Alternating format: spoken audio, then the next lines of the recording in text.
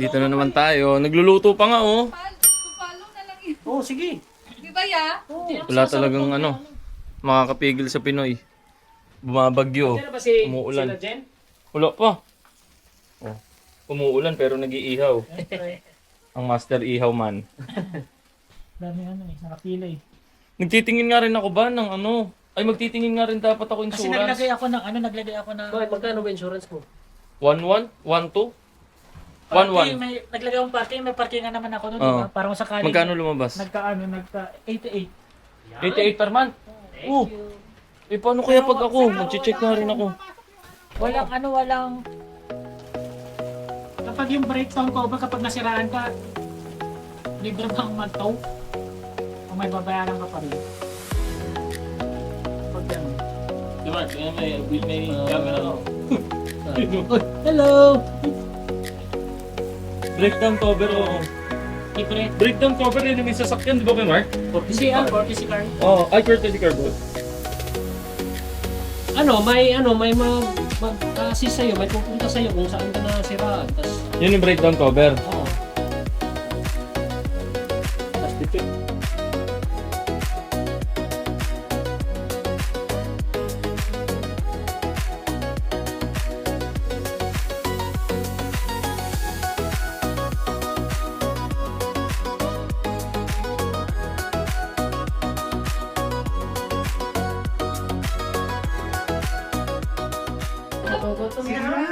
Magpe-pray ba kayo? Nagugutom na ako. Hoy, oh, yung kanin. Mainit ba? Ihatid mo na dito. Ay, dapat yan sila Ivan. Tagal nila mag-pray oh. Makikita sa vlog yung tutulakan mo. Oo. Makikita kayo dito, mga takot sa Diyos. Hoy, kayo lahat, pag nag-birthday kayo, pinapipray ko kayo. Madali. Oh, mag-pray ka. Ay, wag mo i-video. Kasi may birthday. Ready na daw sila. Sige na. Yung asawa mo, tawagin mo muna. Paano tayo mag-birthday? Ay, okay. Ay, tara na! Iba! A few moments later.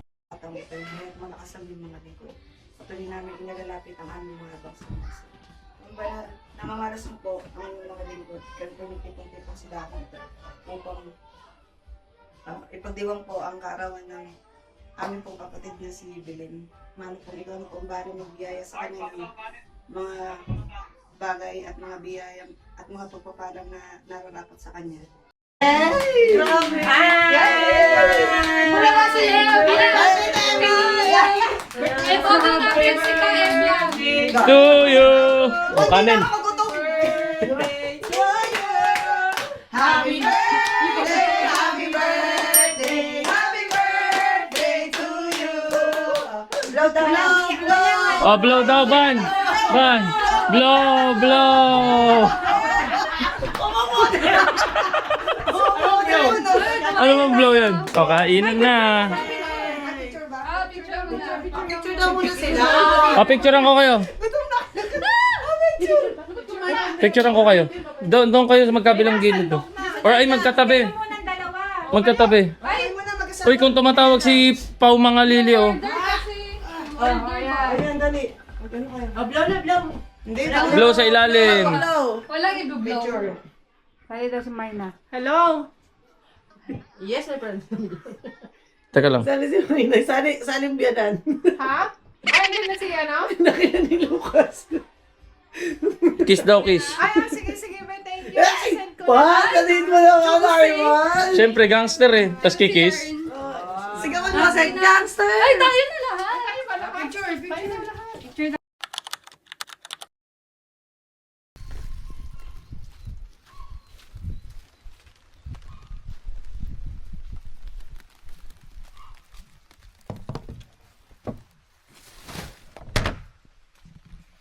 Uy, umuulan.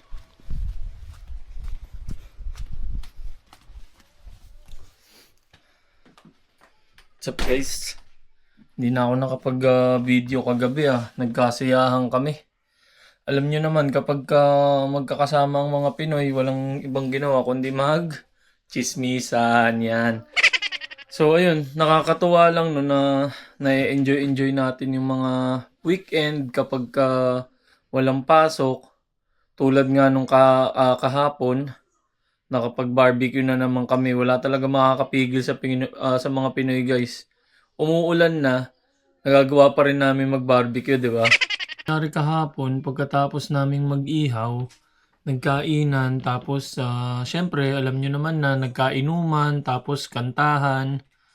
Ayun, yung mga kasama ko pala na yun, sila yung mga katrabaho ko pa dati pa mula nung dumating ako dito sa UK. So, parang almost na rin kami magkakakilala, 5 years. Bali, sila yung parang pamilya na rin namin dito bukod sa immediate family ko, 'di ba? Ang saya lang rin kapag ganun ba na may mga Pinoy sa bansang napuntahan mo, at least kahit papano malilesen yung pagka-miss mo sa Pilipinas. Alam mo yun, syempre, iba't ibang Pinoy yan. May iba't ibang kayang lutuin na mga pagkain pang Pinoy. Mayroong mga pansit, mga ganun, barbecue. 'Di ba? At least kahit paano kapag ka nag-gathering, yung kabanding mo is mga Pinoy, yung kinakain nyo is mga Filipino foods, tapos yung mga kantahan, syempre pang Pinoy din na mga Tagalog na kanta yung kinakanta. Sobrang nakakapawi lang rin ng pagka-miss mo sa Pilipinas. Syempre, alam mo yun, parang ang tagal ko na rin dito. Halos almost 4 years na akong hindi umuwi sa Pilipinas. Kasi mula nung dumating sila isa dito, hindi na ako nakapagbakasyon. Medyo mahal din kasi yung pamasahe talaga pag uuwi ng Pilipinas, at syempre yung gastos pa doon. Kaya ito, at least kahit papano marami-rami kaming mga Pinoy dito. Actually, pagka lumalabas ka nga dyan sa town ngayon, marami ka nang makakasalubong na mga Pinoy. Hindi na lang yung mga katrabaho ko yung makakasalubong mo, kasi marami na rin mga Pinoy na nagdatingan lang rin mga 1 year ago, 2 years ago. Marami na kaming mga Pinoy dito, kaya pag naglalakad-lakad ka dyan, may makakabatian ka ng mga kapwa rin Pinoy. So ayun, at least kahit papano may mga nakakasalamuha tayong mga Pilipino, mababait, ganun. Alam mo naman dito, syempre, tulungan yung mga Pinoy. Pero syempre, meron ding chismisan. Hindi naman mawawala yun. So, ayun lang na-share ko lang yung barbecue na naman namin kahapon. Nakala ko last na yung barbecue namin nung nakaraan. Masusundan pa pala yun kahit umuulan, laban lang. Makapag-barbecue lang. Syempre, matagal na naman yung summer. At kung makikita nyo nga dito guys, ayan O, 'di ba? Alas 9 ng gabi. Medyo madilim na. Kumpara nung mga nakaraan, umaabot ng alas 11, maaraw pa rin sa labas. Ngayon, alas 9 pa lang, ayan, dumidilim na. Unti-unti na talagang tawag dyan? Unti-unti nang umiiksi yung liwanag. Papunta na naman tayo sa winter, malamig na naman yung panahon. So, ayan lang, dito ko na rin muna tatapusin at kumakain ako nitong avocado na may condensed milk. Na-miss ko to guys kasi medyo mahal ang avocado dito. Ito, papakita ko sa inyo kung gaano kaliit Ayan gaganyan lang.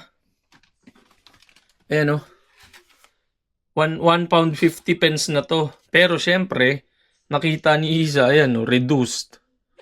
From 150, naging 68 pence na lang siya. Di parang mga na lang yan, 40